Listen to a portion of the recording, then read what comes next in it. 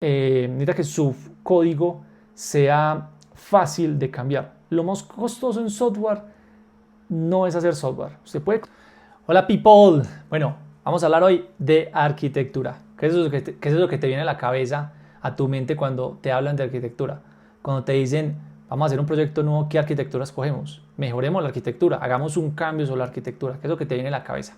¿Qué es arquitectura, de hecho? Hoy voy a hacer un repaso, un overview.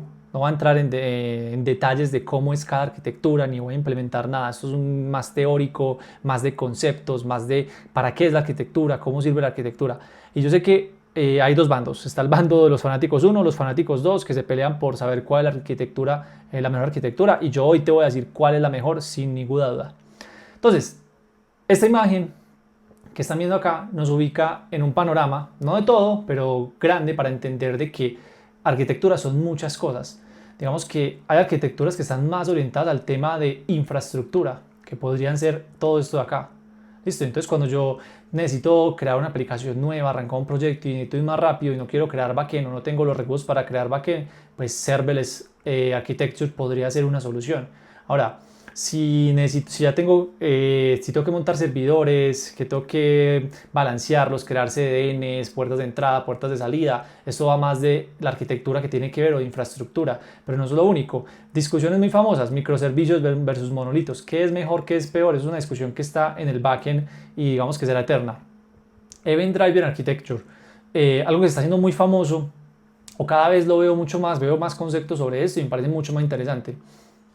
Pero si estás en aplicaciones, voy a llamarlas end-to-end, donde estás creando un producto o algo que al final es consumido por un usuario y ese usuario podría ser un frontend, es una API que alguien se pega a esa API y consume información, vas a encontrar de que muchas de las empresas utilizan este concepto de layer architecture, que básicamente es tienes un montón de cosas y divides ese montón de cosas en diferentes capas y cada capa se encarga de ciertas responsabilidades para poder hacer como el flujo de un usuario en tu aplicación o en tu proceso. ¿Listo? Entonces, si nos vamos un poquitico más a qué es lo más básico que uno podría escuchar sobre arquitecturas, empezamos a escuchar este tipo de cosas. MVC, MVP, MVVM y Viper. Y aunque Viper es un poquito más orientado a aplicaciones iOS, va por este lado. Entonces cuando vos estás empezando, probablemente lo que te han podido mandado a hacer o te han puesto en una prueba o algún proyecto muy básico es, ¿sabes qué? Tenemos un MVC, un modelo vista controlador, básico, útil y digamos que para algunas soluciones podría ser la mejor arquitectura. Ahora, MVP cogió mucha fuerza, 2014-15 fue donde más cogió fuerza desde mi punto de vista con Android, porque Android en ese momento empezó a mucha gente a hablar sobre MVP, Google tenía algunas charlas sobre MVP, pero luego llegó Google y dijo, ¿sabes qué? ¿Qué tal MVVM? Que es modelo Vista View Model y ahí se hizo muy popular. De hecho, creo que si vos te das para la documentación oficial de Android, pues todavía sigue siendo que el modelo View Model es donde vas a encontrar como más información sobre esto. Y particularmente lo que voy a hacer en este video es hablar en general, pero al final voy a hablar como de un caso particular, que en este caso va a ser sobre algo que Floren anunció hace poquito y es como su arquitectura recomendada para construir aplicaciones Floren. Nuevamente Viper es algo más popular en el lado de iOS, nunca lo he trabajado la verdad, y modelo Vista View Model Coordinator, a ver, es una pequeña variación y digamos que no va a entrar tampoco en detalles, nunca lo he usado, pero simplemente es como entender de pronto qué sería el coordinador y que el coordinador de pronto hace alguna funcionalidad o se encarga de algo respecto en este flujo de control, este flujo de llamado. Listo. Ahora, vamos para acá, para este grafiquito que tenía y es programación orientada a objetos. Programación orientada a objetos, voy a definirla como en esos 4 pilares, no lo estoy viendo yo, lo está viendo esa persona, pero estoy muy de acuerdo con él, que es abstracción, encapsulamiento, herencia y polimorfismo. ¿Por qué estoy hablando de esto? Porque te vas a dar cuenta de que, bueno, particularmente en lo que yo he trabajado muchas veces utiliza estos conceptos y esos conceptos realmente los reempacan y los redibujan de una manera para explicar un concepto muy complicado. Y al final de pronto en algunos lenguajes simplemente es definirnos y venir a lo que es estos conceptos básicos y con eso de pronto hasta podríamos entender mucho más. Entonces, si estás programando, no necesariamente estás programando con un lenguaje orientado a objetos, pero si lo estás haciendo, pues es muy bueno que de entrada tengas esos conceptos súper claros. Si los tienes súper claros, se te va a hacer mucho más fácil entender ciertos conceptos específicos de ciertas arquitectura. Listo. Nuevamente, si no estás trabajando en un lenguaje de programación orientado a objetos, no sé, estás trabajando en Clojure. Pues Clojure no es programación orientada a objetos, entonces no tiene ningún sentido esto y pues ya vamos a hacer skip. Y probablemente algunos conceptos de arquitectura pues en Clojure no apliquen. ¿Y a qué me refiero? Pues a ver, me voy a mencionar algo que vamos a ver un poquito más adelante, pero yo en Clojure jamás me vi como intentando crear o preocuparme mucho por inversión de dependencias. Realmente no, porque es un concepto más alojado, digamos que en lo que tiene que ver en programación orientada a objetos. Que se pueden hacer cosas, variaciones, se pueden hacer sus truquitos para que funcione. Por ejemplo, en Python te toca hacer ciertas cosas si tú quieres llegar a crear algo que hoy en día es muy famoso y es, por ejemplo, en todas las entrevistas que yo me he presentado en los últimos 4 años y en todas las entrevistas que yo he hecho en los últimos 4 años a otras personas, yo le he tomado la entrevista, siempre está ese tema de por medio, Clean Architecture. Y pareciera que Clean Architecture es la panacea, es la última Coca-Cola del desierto, y realmente no. Clean Architecture vuelve y cae dentro de esto, una arquitectura dividida por layers. Claro que Clean Architecture es muy famosa, muchas empresas lo usan, pero muchas empresas no lo usan. Muchas empresas no usan esto. Nuevamente, yo, por ejemplo, en Clojure jamás me preocupé por utilizar Clean Architecture. Realmente, nuevamente, no soy un experto en Clojure, hice algunas cosas, pero jamás encontré como, uy, tenemos que crear una aplicación con Clean Architecture. Es más, si tú te vas a GitHub y empiezas a buscar muchos proyectos open source grandes y bacanos y chéveres, no necesariamente están hechos con Clean Architecture. Entonces, un concepto errado desde mi punto de vista que mucha gente cae es en ese sesgo de autoridad y el efecto, se me fue el nombre, efecto Kruger, ¿cómo es que se llama? Efecto Dunning-Kruger. Y es que entre más crees, llegas a un punto donde crees que sabes todo y te das cuenta que no sabes nada y vuelves a creer otro punto donde crees que sabes todo y vuelves a creer. Y el efecto de sesgo de autoridad. Alguien te dice, la mejor arquitectura es X y pues digamos si estás en una etapa muy inicial pues vas a creer que la mejor arquitectura es X. Es más, si estás trabajando en tu empresa y en tu empresa utilizan X arquitectura y tú crees que esa es la mejor arquitectura, ya tienes un sesgo de autoridad infundado por el contexto de tu empresa. ¿Por qué te estoy mencionando mucho esto? Porque Clean Architecture, si tú buscas en YouTube Clean Architecture o buscas en Medium post de Clean Architecture, te lo juro que vas a encontrar miles y miles de información sobre esto. Y es la gente hablando de Clean Architecture. ¿Que tenés que conocerla? Sí. Que actualmente, por ejemplo, en el proyecto lo usamos. Tratamos de utilizar ahí un Frankenstein raro de Clean Architecture y en muchos proyectos realmente se requiere que sepas y entiendas los conceptos de Clean Architecture porque te dan ciertas bases sólidas. Pero nuevamente esto no es la panacea, no es la última cosa. De hecho, Clean Architecture se basa mucho en estos principios, que son los principios SOLID. Sin entrar en detalle, algunos de esos principios se basan nuevamente en programación orientada a objetos. O sea, la definición de algunos, si entiendes esto, vas a entender mucho más fácil. Y algunos simplemente es una forma más linda de decir o empaquetar o redibujar como algunos principios de programación orientada a objetos. Pero nuevamente, no necesariamente porque tengas que usar todo. Realmente intentar usar todo esto en cualquier proyecto que tú hagas depende del momento de vida del proyecto y depende de muchas cosas. Eso podría ser overkiller, o sea, de pronto intentar ser alguien rígido y que tienes que utilizar todo esto, vas a hacer que tu proyecto puede que vaya muy lento, tengas algunos problemas con tu equipo, tengas algunos problemas de desarrollo, hayas muchas cosas ahí que de pronto no estén funcionando. Listo. Así que es Clean Architecture. Se basa en este grafiquito y en qué compone este gráfico y por qué ese gráfico funciona muy interesante. De hecho, de acá, lo que más me parece interesante son estas flechitas.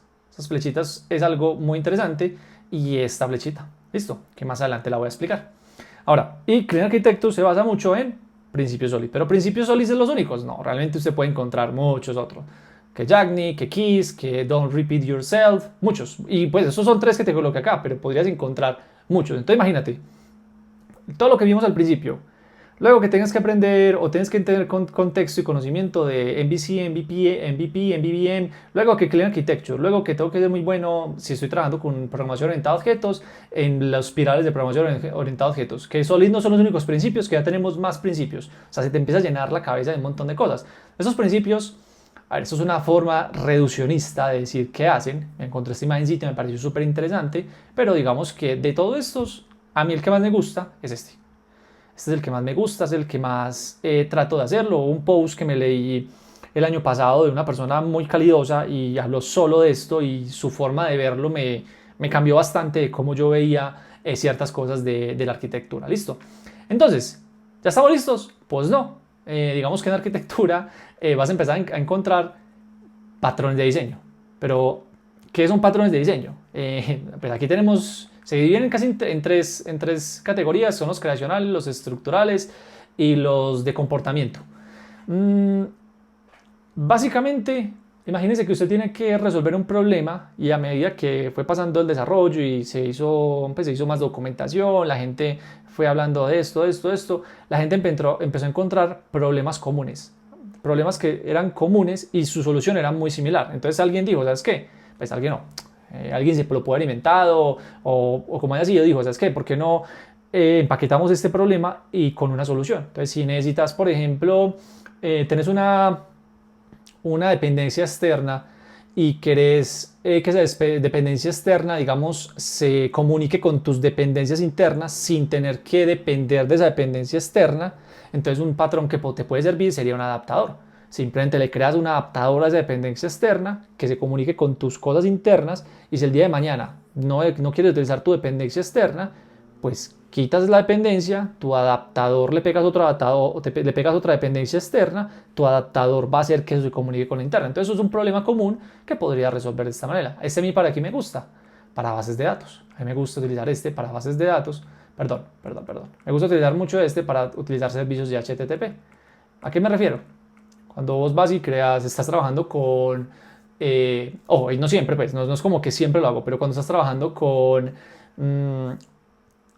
un lenguaje o un framework, ese framework te puede proveer una o múltiples librerías o formas de tú realizar llamados, va a llamarlos HTTP, pero podrían ser por GraphQL, bueno, hay otros tipos de GraphQL, HTTP o WebSocket o cosas como estas, ¿cierto? Cosas que nos comunicamos hacia un servidor. Entonces, me gusta en ese caso utilizar de pronto un adaptador para de pronto si necesito cambiar la librería o si necesito cambiar cómo me tengo que comunicar hacia el exterior, no tengo que afectar la parte interna. ¿Listo? Esa es una forma. Por ejemplo, Singleton, que aquí parece como patrón, pero vas a encontrar que me faltó por ejemplo aquí una imagen, pero hay una cosa más que los antipatrones y Singleton está dentro de algunos. Y a mí Singleton me gusta para solucionar ciertas cosas. La fachada o el facade también me parece interesante. Proxy, muy usado para muchas cosas. Entonces hay muchos patrones que solucionan problemas comunes. Bien, si hablamos de cosas comunes, por aquí dice esta imagencita, ojalá y para que más o menos vayas leyendo. Hay otro libro que es muy famoso que se llama Clean Code. Entonces nos entregaron Clean Architecture, ya nos entregan Clean Code y Clean Code básicamente son reglas que nos dice que si las seguimos vamos a tener una mejor estructura y nuestro proyecto puede tener como una posibilidad de éxito mayor. ¿Listo? Entonces, Clean Code. No solo está Clean Code, si vamos para este lado, por ejemplo, si queremos hacer eventos globales, esto no es un patrón de diseño, pero hay una cosa muy famosa que se llama Command Query Responsibility Segregation y es como usted... Sí es este. Entonces usted como a través de... Perdón, este no es, me estoy equivocando. Este es... Este es Event Sourcing. Sí, este es Event Sourcing. Entonces, Event Sourcing. Entonces usted tiene... Si usted quiere hacer eventos globales, vamos a hablarnos por acá. Si usted quiere hacer eventos globales, hay una arquitectura, no para eventos globales, sino una arquitectura que define un tema de eventos y digamos su forma de trabajar todo es a través de eventos. Entonces usted podría sacar particularmente esa arquitectura un concepto y utilizar y crear una cosa que se llama Event Sourcing, que estamos por acá, me perdí un poquitico, pero también otra cosa que se llama los Command Query y los Command Query Responsibility Segregation, que no está acá, no lo coloqué, pero es otra cosa que también es interesante. Ahora, si vemos por acá un grafiquito, aquí estaba el que estaba intentando, este es el Event Sourcing, pero también entonces en este tema de Event Driven Architecture está el Competing Consumer Pattern. Entonces, no necesariamente si tú tienes una arquitectura que es clean, no necesariamente te tienes que quedar con eso, sino que tú podrías decir, ¿sabes qué? Tengo clean y voy a utilizar un concepto de acá, por ejemplo, para hacer eventos globales. Si yo quiero hacer eventos globales, podría utilizar conceptos de este y de este para hacer esos eventos globales dentro de mi aplicación. ¿Para qué necesitas eventos globales? No lo sé. Yo los he necesitado y me sirven mucho. Listo. Este de acá, nuevamente, porque me equivoqué, este es el Command Query y esto es lo que tenía que ver con Event Driven. Entonces, mira que tenemos muchos más conceptos y más y más y más y más conceptos. Entonces, arquitectura es un montón de cosas. Ahora sí, llegamos a la parte que de pronto podría ser conclusoria y que digamos con esto tú podrías entender y empezar a ver arquitectura, o lo que trato es que veas arquitectura de otro punto. Y al final este verdecito, lo coloco aquí en naranjado, este es cuál es la mejor arquitectura. Esto sí, sin duda, o sea, te lo garantizo que esta es la mejor arquitectura, no hay ninguna otra. Me pueden venir los fans de 1, 2, 3 y yo estoy seguro que les puedo justificar que esta es la mejor arquitectura. Bueno, cuando hablamos de arquitectura, hay algo que tenemos que tener presente, y es que arquitectura no tiene sentido si usted no piensa en el equipo. El equipo es el 200% de lo que usted va a hacer en arquitectura. Cuando digo 200% es porque quiero hacer una exageración, es que no tiene sentido vos crear una Event Driven Architecture con un montón de cosas súper extrañas si tu equipo no es capaz de asumir los conceptos y lo que implica implementar esa arquitectura. El tipo de proyecto. Ahora, si tú estás en una startup, va a ser muy diferente que estás trabajando para un banco. Un banco te va a requerir de pronto ciertas cosas de una arquitectura que de pronto una startup no te lo va a requerir. O una startup tiene ciertas necesidades que una arquitectura podría dártelas y otra de pronto no. Y algo muy importante es el tiempo. Si necesitas hacer un POC, pues yo no le veo sentido a que hagas un clean architecture porque es overkiller, porque te va a tocar hacer un montón de cosas. ¿Listo? Bien. ¿Qué es lo que tenemos aquí debajo de esto? La arquitectura yo lo defino como que nos ayuda con dos cosas particularmente: comportamiento y estructura. Coja cualquier arquitectura. Básicamente una arquitectura con sus siglas MVC, MVP, Event Driving, Clean Architecture, lo que tú quieras, te están definiendo la estructura de cómo es el proyecto, cómo esas capas, esos archivos, se estructuran de tal manera que comuniquen algo, que nos comuniquen algo o que comuniquen algo entre ellos. Y el comportamiento de cómo un evento llega, y cuando me refiero a un evento hay algo que activa algo dentro de tu flujo de trabajo, y entonces ese llama a esto, ese otro llama a otra cosita se va por acá, luego vuelve y al final responde. Eso es comportamiento, eso es lo que arquitectura. Esto no lo cogí yo, esto lo leí hace tiempo y hoy lo traje a colación. Esto lo leí en el libro de Clean Architecture y me pareció súper interesante porque él decía que al final arquitectura definía esto y me parece muy válido. Ahora, cuando tú hablas de arquitectura, estoy seguro que has escuchado esto. Necesitamos modularidad, necesitamos que sea mantenible, que haya escalabilidad, que haya más mantenibilidad, que haya cohesión. Cohesión y coupling, acoplamiento, son dos conceptos que darían para un video y probablemente lo haga.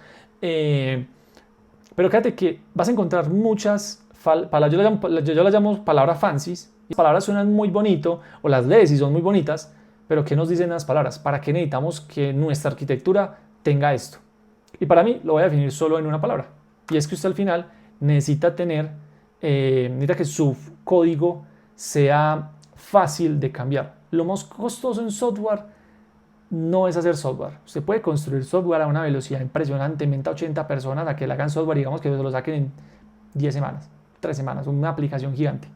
Lo más costoso no es construir, lo más costoso es cambiar ese software. Así que queremos que la arquitectura de nosotros tenga todas estas palabras muy fancy para que cuando tengamos que hacer cambios, los cambios sean fáciles de hacer, sea predecible qué hacen nuestros cambios. Ojo, fácil y predecible.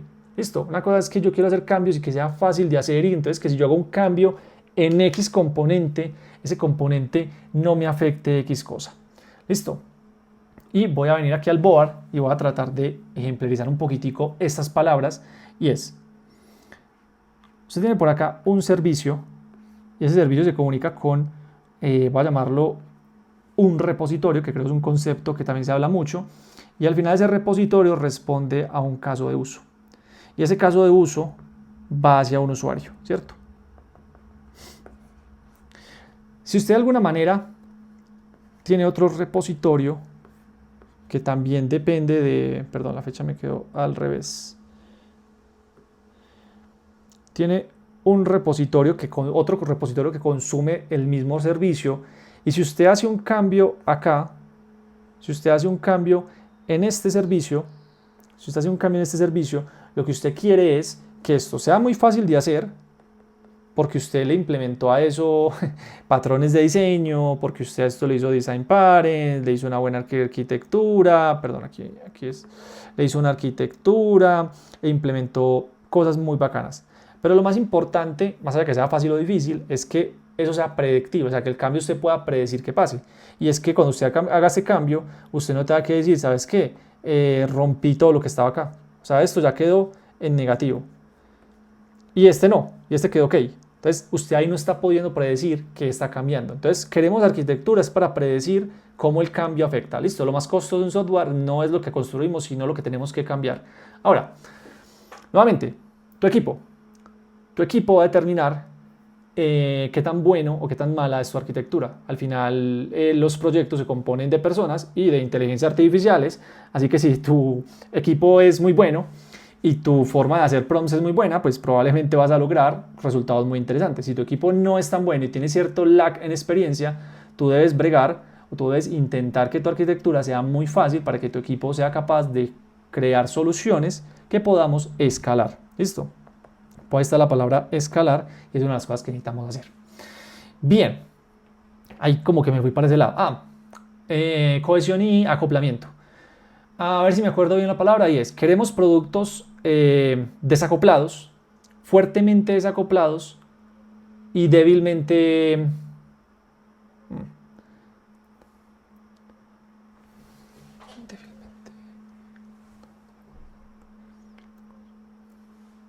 Ya me acordé.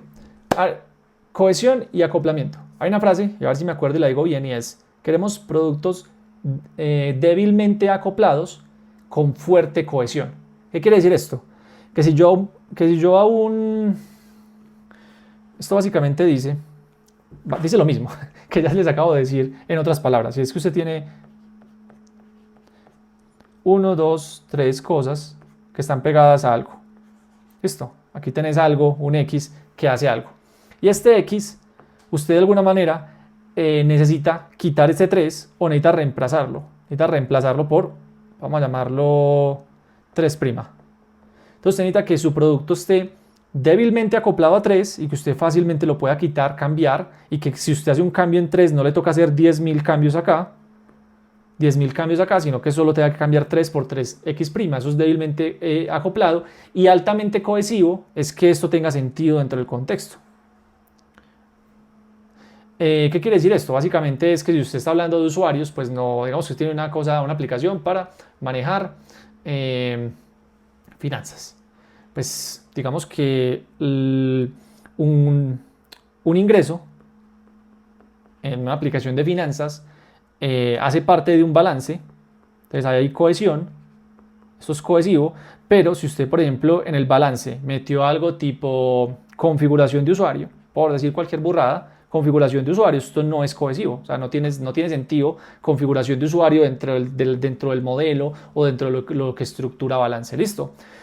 Más o menos eso. De pronto aquí, como les digo, esto va para un video más largo y me tendría que preparar para volver a tener un montón de conceptos, pero vete con esos concepticos y creo que te da muy bien. Listo. Respuesta final. La mejor arquitectura de todas. Sin lugar a duda, la mejor arquitectura es la que soluciona problemas. O sea, la arquitectura que soluciona problemas es la mejor. No hay otra. No importa usted qué haga. No importa todas las cosas fancies que usted coloque dentro de la arquitectura. No importa si es un MVC. Que ese MVC usted le colocó por allá una inyección de dependencias con Solid. Es una inversión de dependencias, perdón. Que le colocó 3 patrones de arquitectónicos. Y esa es la arquitectura que soluciona los problemas. Esa es la mejor. No hay otra. No importa quién te diga X, Y, Z, esa es la mejor. Porque al final voy a ir al final, y es que esta frase de Martin Fowler, que lo pueden seguir, es una persona que habla de arquitectura, tiene posts muy muy bacanos, y dice lo que dice ahí, y es que cualquier tonto puede escribir código que entienda las máquinas. Es más, ya no necesitas ni siquiera escribir código, le colocas un prompt a una AI, esa AI te entrega una solución y le entrega la solución a un compilador, un IDE o cualquier cosa de estas, y al final eso te va a sacar un resultado. Pero lo más importante es que el código lo entiendan otras personas.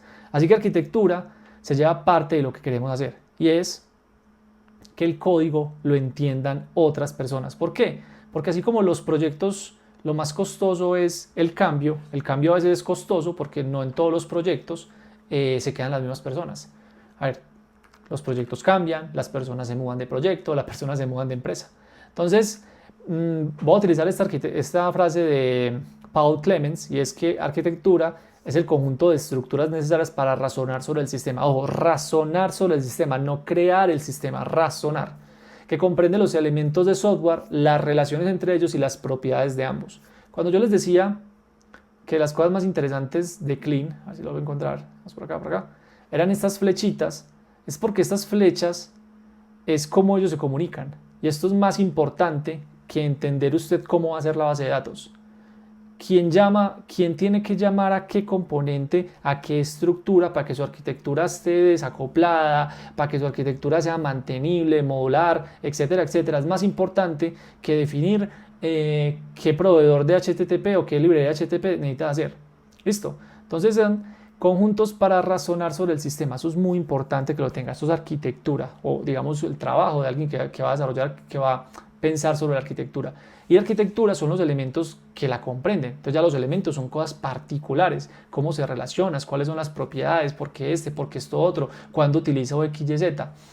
Cuando yo hablo de todo esto, y es que al final usted no puede coger una arquitectura y decir voy a utilizar MVC, pero lo voy a meter Solid, voy a utilizar 4 patrones de diseño, lo voy a meter Event Drive, luego lo voy a escalar con X, Y, Z. Digamos que ahí estás haciendo un Frankenstein, como se los mencioné, y esos Frankenstein existen, pero la idea no es hacer un Frankenstein. La idea nunca es hacer un Frankenstein. Que termine resultando en un Frankenstein es completamente diferente. Listo, la idea es que tú cojas una estructura, o sea, estructures, y digamos te bases en alguna de estas arquitecturas, empieces a estructurar tu proyecto y de ahí empieces a razonar sobre eso. No seas un pollo sin cabeza y digas arquitectura es, y copias todo exactamente. Tú tienes que razonar sobre eso. Y del tío Bob me voy a sacar estas dos frases. La larga te la voy a dejar para que la leas, pero yo me voy a quedar con que lo que usted necesita en arquitectura es hacer que el número de decisiones, que usted necesite prorrogar decisiones para el futuro. ¿A qué me refiero? A la arquitectura no le importa prorrogar, posponer, etcétera, etcétera. A la arquitectura no le importa qué base de datos utilices. A la arquitectura hasta cierto punto no le importa usted cómo se comunique con su backend. A la arquitectura no le debe importar usted cómo construye la UI. Eso no es lo que nos importa en la arquitectura. La arquitectura nos permite posponer las decisiones, y digamos que lo que va a pasar es que a través de empezar a razonar sobre la arquitectura hacemos que esas cosas se vayan llenando o se vayan decidiendo a lo largo del tiempo.